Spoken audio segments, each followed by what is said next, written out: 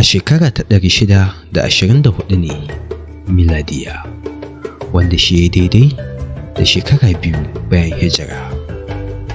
A cikin hamadar da ke tsakanin Madina da Makka, wani abu ya faru wanda ya canza tafiyar tarihin ɗan adam gaba ɗaya. Wannan shine yaƙin Badar, yaƙi na farko da Musulunci ya fuskanta, yaƙi da ya tabbatar da ƙarfin imani, tawakkali da tsarin da Annabi Muhammadu sallallahu alaihi wasallam ya kafa.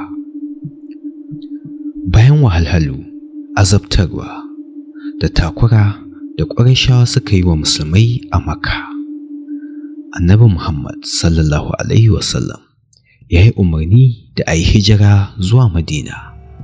A can ne musulmai suka samu tsaro, to amma duk da haka Qurayshawa ba su daina kai musu har-hari ba.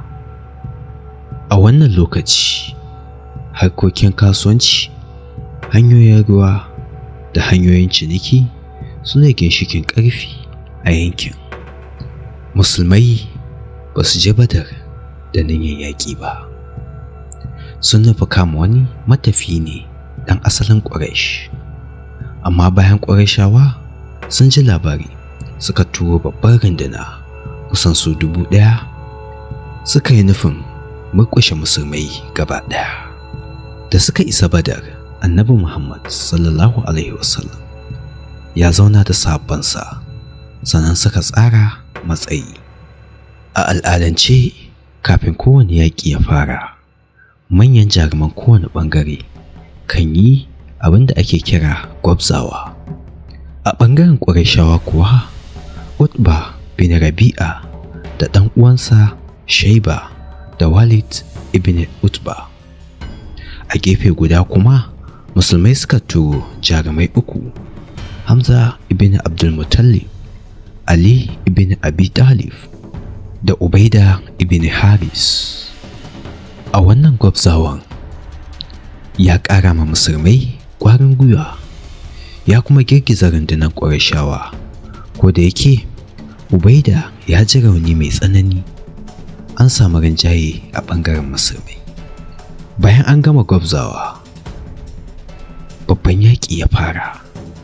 Gwaraza suka kutsa cikin turmi da taɓarya na hayaniyan yaƙi. Ammar ibn Hisham, wanda ake kira da Abu Jahal, shine babban jagoran Qurayshawa.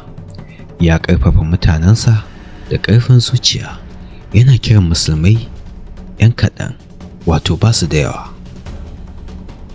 An ce lokacin da yaƙi ya kunno kai sosai, wasu mala'iku suka sako. A cikin rikicin aka kashe jagoran Qurayshawa, wato Abu Jahal. Wannan ya kasance babban girgiza ga maƙiya musulmai. Da farko, musulmai suka rasa kusan shahidai 14. Sunaye da tarihinsu sun zauna cikin zuciyar al'umma. Ga Qurayshawa kuwa, sama da mutum 70 sun mutu, wasu kuma an kama su a matsayin fursunoni. Wannan nasara ta canza matsayi na musulunci a yankin. Ƙabilun Larabawa suka fara ganin cewa musulmai suna da ƙarfi, suna da tasirin mulki, kuma suna da goyon bayan jama'a. Yaƙin Badar alama ce ta farko ta tabbatuwar al'umma mai imani, wacce Allah ya nuna mata taimako da kariya. Malaman tarihi suna cewa Badar shine yaƙin da ya bambance tsakanin gaskiya da ƙarya. Ko a cikin Alkur'ani mai girma sai da aka ba da labarin wannan yaƙin.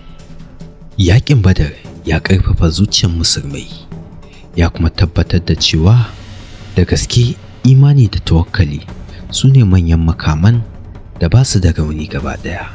Har yau, darussan yaƙin Badar suna koyar da duniya cewa shiriya, tsari, imani da jajircewa suna iya sauya al'amura daga sifili zuwa tarihi.